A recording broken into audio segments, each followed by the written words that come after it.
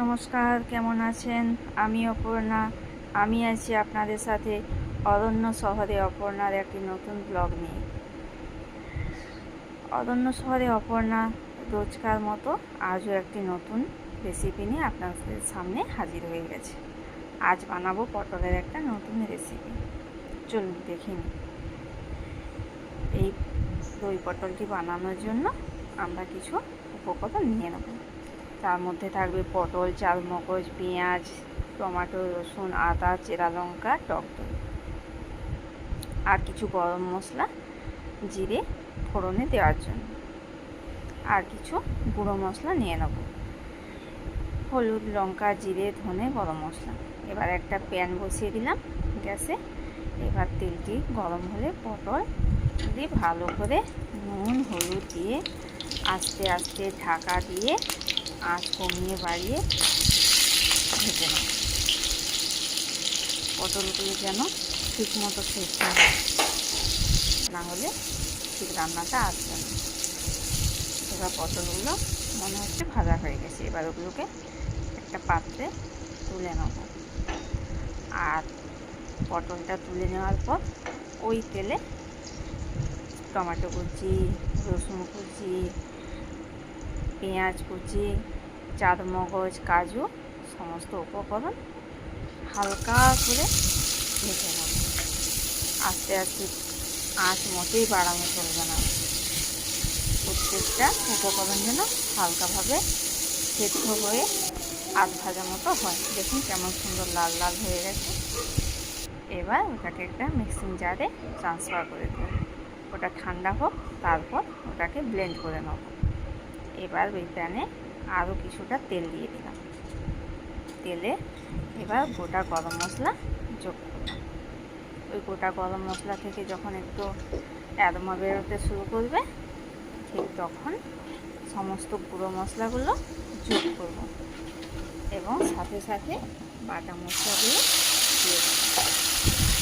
বাটা মশলাটি থেকে তেল না ছাড়া পর্যন্ত আস্তে আস্তে কমিয়ে বাড়িয়ে ভাজতে থাকবো। আর ওতে তো আদা দেওয়া ছিল না, তাই আদাটা আলাদাভাবে দিয়ে দিলাম।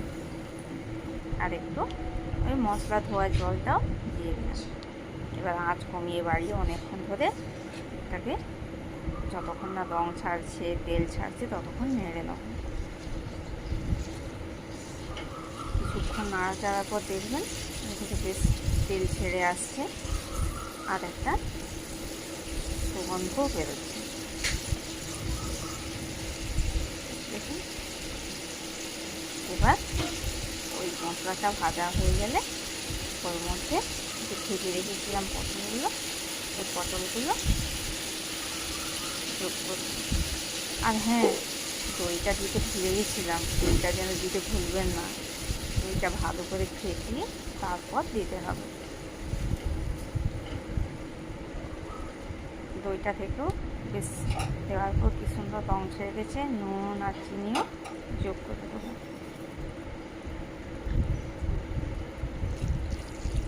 এই রান্নাটা অতি অবশ্যই বাড়িতে ট্রাই করবেন, দেখবেন কেমন হয়।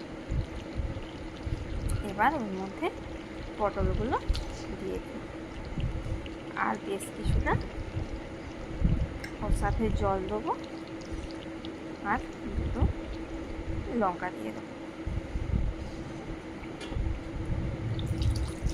বেশি জল দেওয়ার প্রয়োজন নেই, কারণ একটু ঢাকা দিতে হবে তো, তাই বেশি প্রয়োজন হয়। এটা মোটা মোটা গ্রেভি টাইপের হবে।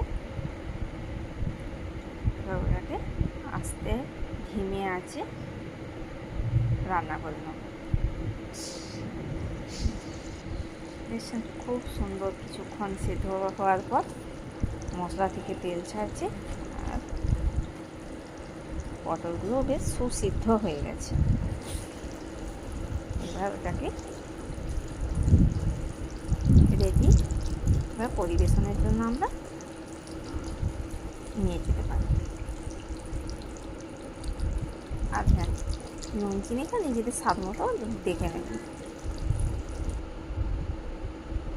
ধন্যবাদ, সবাই ভালো থাকবেন। আবার দেখা হবে। টাটা।